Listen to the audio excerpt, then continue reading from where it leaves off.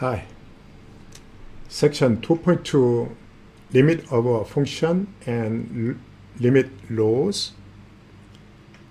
In section 2.1, we studied the limit of the average rate of change.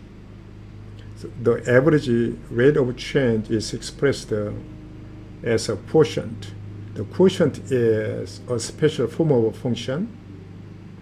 Now, in this section, we'll deal with general function and limit of general functions. So this section is a generalization of section 2.1. Let's consider this example. Now, we start with the function, and this function is not defined at x is 1, but we want to see the behavior of the function near around x equal 1. So when x is not 1, and because the numerator can be factored out in this way, and we can cancel x minus 1, so that we can reach at x plus 1. So when x is not 1, the given fx is same as x plus 1. However, at x equal 1, it is not defined. So if we make a graph for the function, then we have a hole here. And now we want to see the behavior of function around 1, but not 1. But near around 1, but already we know that that is same as x plus 1 when x is not 1. So that, and around 1, if x is approaching 1 from the left hand side, then the corresponding values of x here, that will be increasing so that it's approaching 2. Because when x is not 1, the function value will follow that one. So that if x is approaching from the left-hand side, then we know that the value is increasing to become 2. Right? And also the same way, if you are considering x values approaching from right side, and for example, values of x are decreasing in this way, then corresponding function value will go down and approaching to that value. Okay. So here, and once x is not 1, then basically the function is the same as that one. Now x is larger than 1, but approaching to 1, then we know that this is decreasing to become 2. So here, from this picture, and we can see that the given function and near around x equal 1, the value is approaching 2. Now, with that observation, we define the limit. And this is a bit intuitive. Later on, we'll try to define the limit mathematically. But basically, they are the same. We start with here assumption that fx is defined on an open interval around a, but possibly not a. It can be defined at the point a, or it cannot. It may not be defined at the point a. Either way, then we write here limit x approaches a, f of x equal L. Officially, we can say that the limit of fx is L as x approaches a if this condition is satisfied. The value of f is arbitrarily close to a when x is sufficiently close to a, but not equal to a, which means that x is approaching a and not a, then f of x having value very near to L, arbitrarily close to L, then we can say that f of x, limit of f of x as x approaches a is L. For this example, we can say that now here limit x approaches 1, now fx equal same as L, okay, L, that is now 2. So the limit and around x equal 1 is 2. Okay, and from above example, we can say this one, and the limit is not depending on how the function is defined or whether or not the function is defined at the point. Here in this first one, as in the above example, at 1 it is not defined so that we have a whole. Now you can expand the definition, so you can define at 1 just the value 1. So it is defined. It doesn't matter. Now limit will be here because we are trying to find the behavior function around point 1, but not 1, so that it can be defined, or it can be defined in this value, or it can be defined as the value so that it is connected. So in any case, just limit as h approaches 1 will be the same for every function. As now h as a, okay, x approaches 1, the value, the function value will be 2. Okay, here in this example, we'll discuss the behavior of a function as x approaches 0. Okay, for this first one, x is negative, then value is 0, and x is non-negative, then value is 1. Pictorially, we can make this graph. So if you are considering x approaching to here 0 from left-hand side, then the limit of this approach will be 0. The function value is 0. If you are approaching from right side, then the function value will be 1. So left limit, right limit are not the same, so it doesn't have limit. Once left limit, right limit, it is the same, then we can say the limit exists. Now for this one, once x is non-zero, the function value is 1 over x, and at 0, the value is 0. Here we defined this value. But once x is approaching from left-hand side, then the function value will go to minus infinity. Once x is approaching from right side, then the function value goes to infinity, so that the limit doesn't exist. And even though only one side goes to infinity or minus infinity, it doesn't matter. Just one of them goes to infinity, then it doesn't have limit. And sometimes for some function, for example, if you are considering a function so that, okay, let's say this one, 1 over x absolute value, well then the graph of this function will be like this one here. Both sides, it is going to infinity. Left-hand side is approaching to infinity, and right-hand side also function value will go to infinity.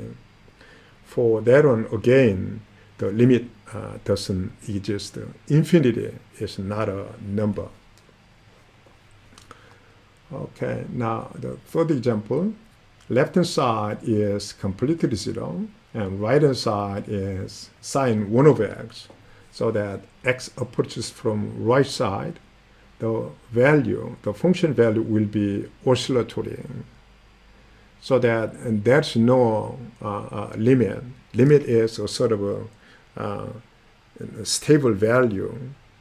but there's no state value, just oscillation to the right side, so that, and there's no limit for the function. Okay, along with this figure, we'll try to solve this problem.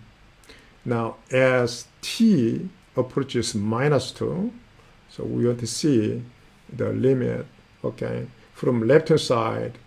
If t is approaching to the from left-hand side, the value is increasing to become 0, is approaching 0. And also from right side, again, the value approaches 0. So that, okay, the limit exists, so it is 0. Now, when t is approaching -1, is now continuously connected, so that from left-hand side, from right side, both limit must be -1. So we have here -1, the limit exists, and the limit is -1. How about t is approaching 0? Then left approach will make here -1, and right approach will make 1, so that here the limit doesn't exist.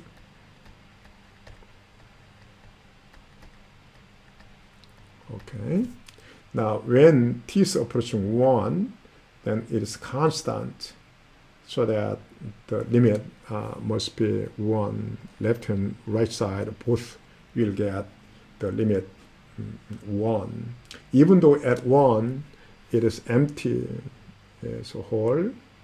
Even though you have a hole, it doesn't matter, just the limit will be 1. Okay, we have here limit laws.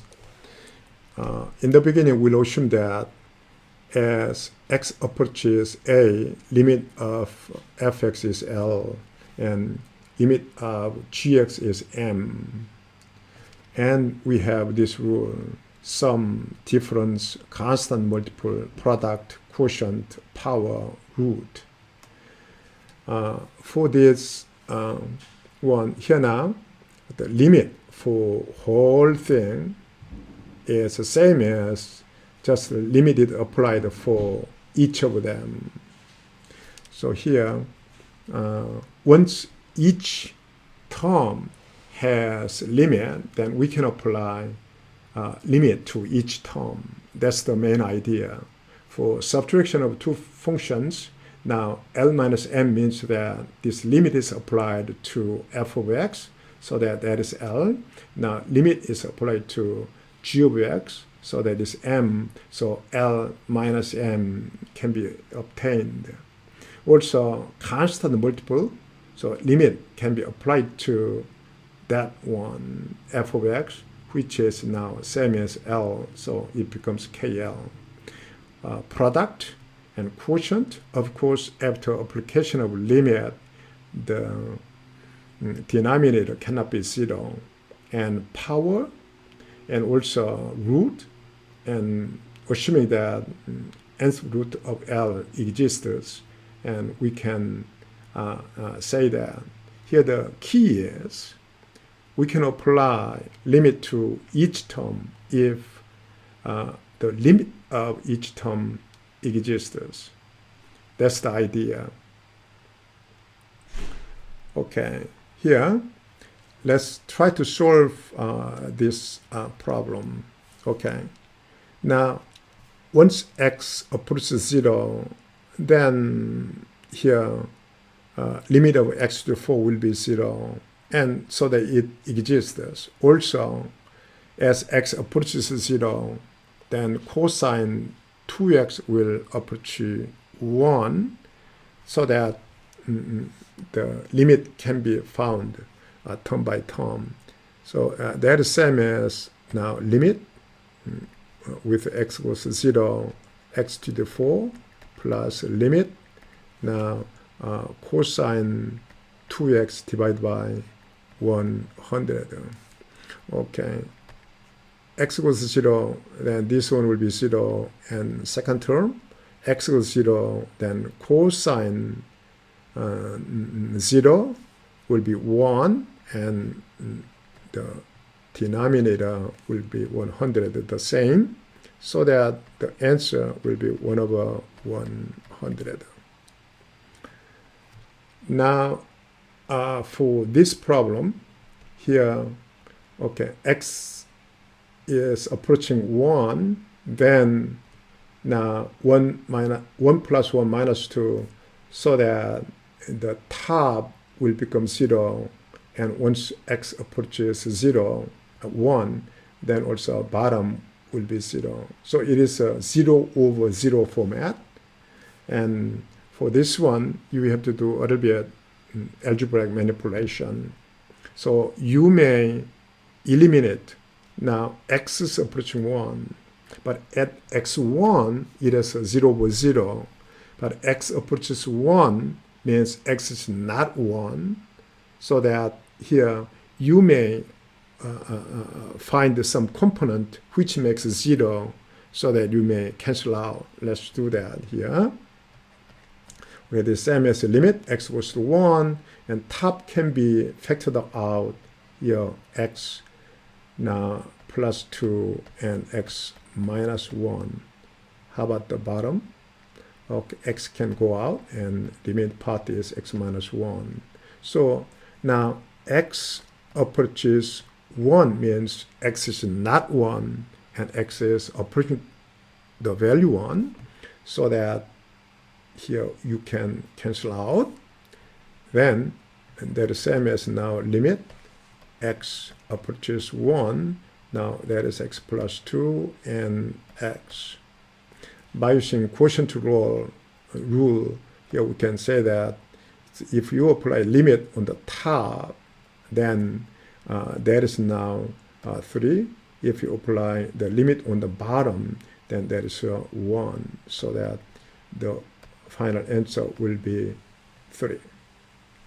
Once for part by part, the limit exists, then you can apply the limit to the parts.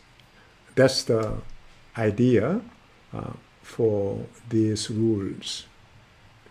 Okay, here, now let's try to solve this problem. Again, if x approaches 0, then the top is now, that is square root of 100, which is 10. 10 minus 10 is 0.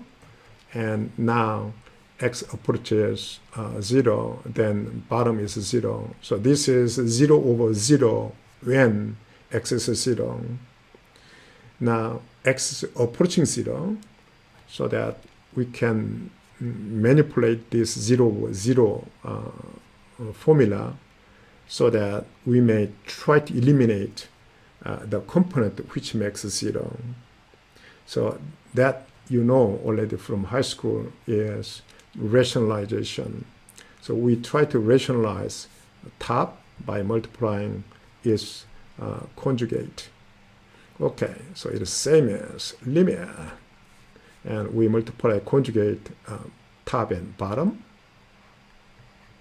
Square root of x squared plus 100, and minus 10 is conjugate is now square root of x squared plus 100 plus 10. Okay, on the bottom we have x squared originally, and we put here conjugate of the top, that's square root of x squared plus 100 and plus 10. Okay, now from this one, limit, okay, that one is a minus b, a plus b format.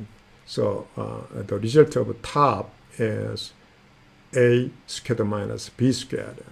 So a squared is here x squared plus 100, and b squared is minus 100. And we have the same bottom, x squared and square root of x squared plus 100 and plus 10. So plus 100 minus 100 will cancel out, and then we can cancel here x squared x squared, so that we can reach now limit with the detail.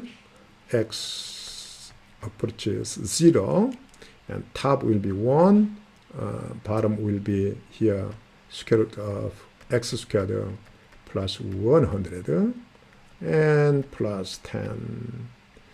Now, top is 1, constant, and bottom, if x goes to 0, then is approaching to here square root of 100, which is 10 plus 10. So once limit applied on the bottom, the value is 20. So it exists, so that we can say that there's 1 over. Now, after multiplying the limit to the bottom, we can get 20. So the final answer is 1 over 20. We'll use the same logic for this one. Now, h goes to 1, then the top approaches to 0. And if h goes to 0, h goes to 1, then there's a square root of 4, which is 2. 2 minus 2 is 0. Okay. So it is a 0 over 0 formula. So now, through rationalization, we can find something and we need. Okay. So here, that same as limit, and the rationalization can be done along with multiplication of the conjugate of the bottom. So that is now h minus 1, original top, and now we multiply here the conjugate of the bottom. That is 3h plus 1 and plus 2. Okay, for the bottom, here square root of 3h plus 1 minus 2, original bottom, and its conjugate. Oops. Okay, that is square root of 3h plus 1 plus 2. Okay, now that is same as, okay, now we'll here make a mark like that, and the same top, and bottom will be this squared minus that squared, so that there's a 3h plus 1, 2 squared is 4. So we reach that one.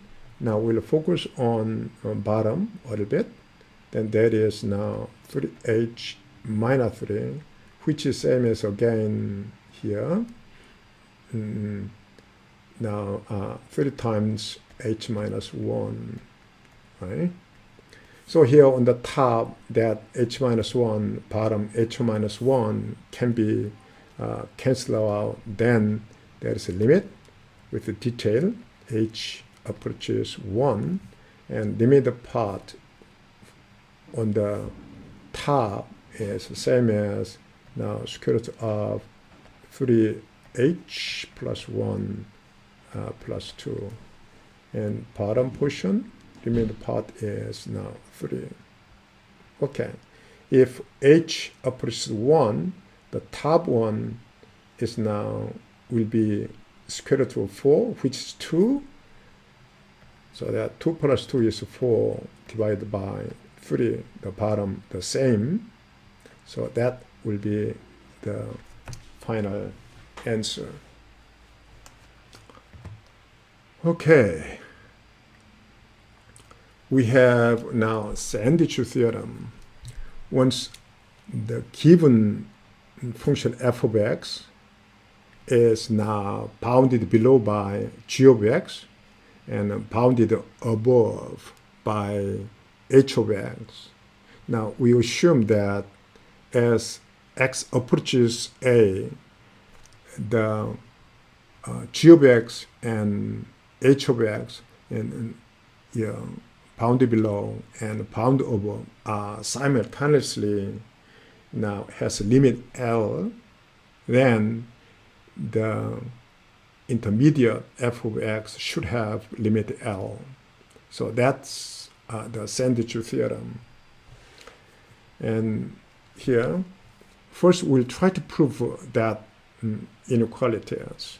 Okay, that can be proved quite easily by using the geometric definition of the angle. And earlier we studied.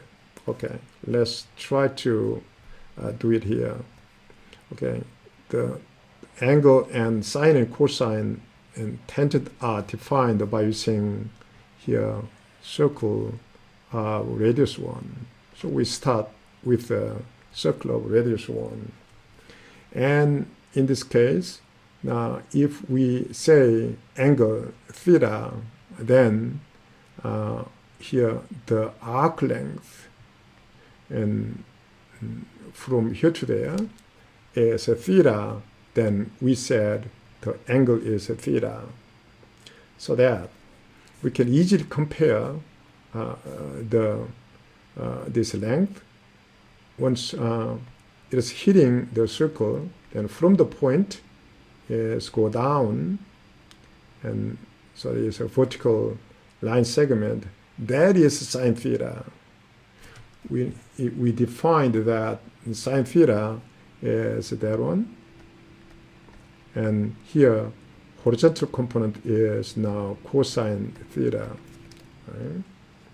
Now apparently there's a straight line, the length of that one, and the length of this arc. If you compare, then theta is larger than equal to this straight one, sine theta. So once theta is positive, then you can say this one quite easily. Even though theta is negative, it doesn't matter. Just the length will be larger. So that here with absolute sign, we can say that, and so we can prove this inequality quite easily. Now here, okay. Now it is including here now 1 minus cosine theta. In this picture, 1 minus cosine theta is that one. Okay, that is 1 minus cosine theta. That length is 1 minus cosine theta. From here to there is 1 minus cosine theta. And now it is moving from here to there straight, but now the theta is moving this way. So in horizontal component, the movement is the same, but it's far away over there, so that we can easily see that this 1 minus cosine theta is bounded by theta, and once it is positive, then quite easy also if you go the other direction again, and this quantity must be bounded by the absolute value of theta. So by using this geometric definition, you can easily prove that one. Of course, 1 minus cosine theta is always larger than or equal to 0. Okay, so we can prove that one geometrically quite easily. Now, by using sandwich theorem, we'll try to verify that one. Okay, part A, that one is now, already we know that here sine theta is between, okay, for that portion, part A, and we know that that is larger than or equal to minus absolute value of theta and bounded by absolute value of theta. Now, theta goes to 0 means that this value, that value goes to 0. So that intermediate sine theta must approach 0. So limit must be 0. From this one, you can easily get it. For now cosine theta, if we write down this cosine theta as in this way, for example, if we want to use this inequality, then it can be written here now 1 minus now 1 minus cosine theta. Then as theta goes to 0, as bottom is 0 and top one will go to 0, so that 1 minus cosine theta will approach to 0. so that eventually the limit as theta approaches 0, cosine theta must be 1. Now here, for third part, for any function of f, here limit x approaches a, fx is 0, implies that fx goes to 0. Okay, we can prove this one quite easily. Now for any function, fx is now bounded by f of x absolute value, and then minus of absolute value of f of x. So fx is between negative absolute value of fx and absolute value of fx. So now that absolute value of fx approaches 0 means that this term will approach 0, this term will approach 0, so that intermediate function should go to 0, right? Quite easily we can prove that. Okay, this is about the limit, and before ending the section, we'll say a little bit about basics of computer programming, because you'll use it again and again. So we'll consider a little bit around computer programming. And here, very basics of computer programming is to understand how to deal with these 4 terms. And iteration using loops, and conditional statements. So by using, for example, if the condition, and you can control iteration or something else. So conditional statement is another one you have to understand. And sometimes you are saving some part of programming into a function, and so that you can call it. So calling function is related with reusability. If you make a program, then for each task, you cannot implement a program. By using some earlier programming, some part of the algorithm can be used to get new the program, so that calling function is related with reusability. You have to write a code so that you have to maximize reusability. And now when you do some project, then sometimes you have to use data. So data input and output. Then also you want to see the result of computation, so that through printout you can see the computation results. So there are 4 components you have to understand. Okay, let's see this example. Estimate as n approaches infinity, 1 plus 1 over n to the n. So here, n is now 10 to the I is moving from 1 to 7. Okay, now let's implement it in MATLAB. So that's implemented for MATLAB, but it'll run on Octave. By using Octave, you can run it. Octave is a free alternative to MATLAB. Okay, now I is moving from 1 to 7. So that will make from 1 to 7 here array. And I will be chosen from beginning to end. So in each iteration, I is moving from 1 to 7.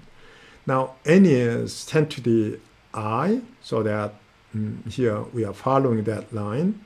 And now here the function, we define function for this term, and 1 plus 1 over m to the n.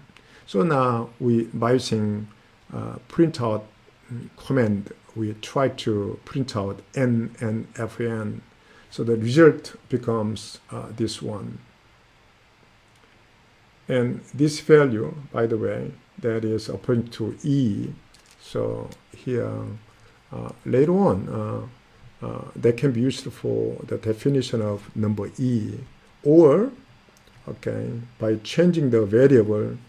So rather than 1 over n, we are using x, so that x is now 1 over n. Then it can be written in this way. N goes to infinity is the same as n approaches 0, and that is 1 plus x and 1 over x. Either way, we can use to get the values, and now that is same as E. Later on, we'll see that. Okay. The program can be implemented in MATLAB. So in this case, now as you can see over there, a little bit different. However, here in MATLAB, we have such kind of a rule, the programming rule. But in Maple, we have that rule for I, and now 2, 7, that means that it's automatically start from 1. The default is 1. So that from 1 to 7, so we put only the last point. Then from 1 is, you can write down from 1, but you don't have to write down because default is 1, do and end do. But inside here is identical except the print function. In MATLAB, printf is the command, but in Maple, printf is the command. So each the programming language has their own, its own the command, but here the logic and the major part of the computation is basically the same. So if you execute this program in Maple, then result must be the same as that of the here the MATLAB program. And from this example, you can see that computer programming is not about computational languages, but about mathematical logic.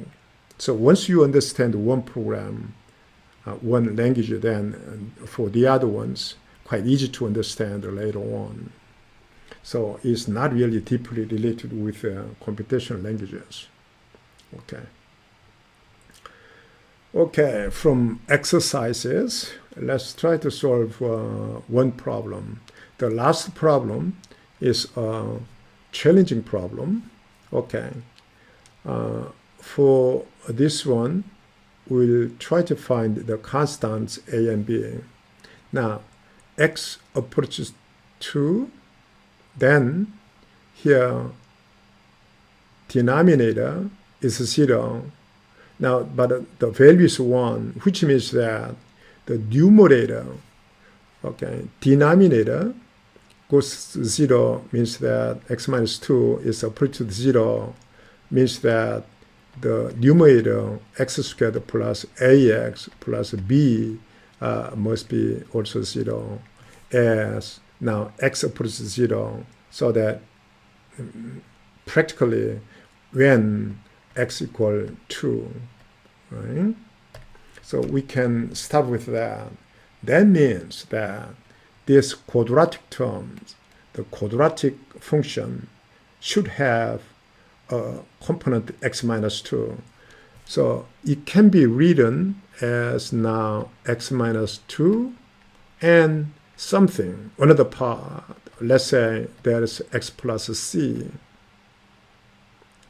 Okay, if you start with that, then the given term here, that one can be written in this way: limit here x approaches 2, and the bottom is x minus 2.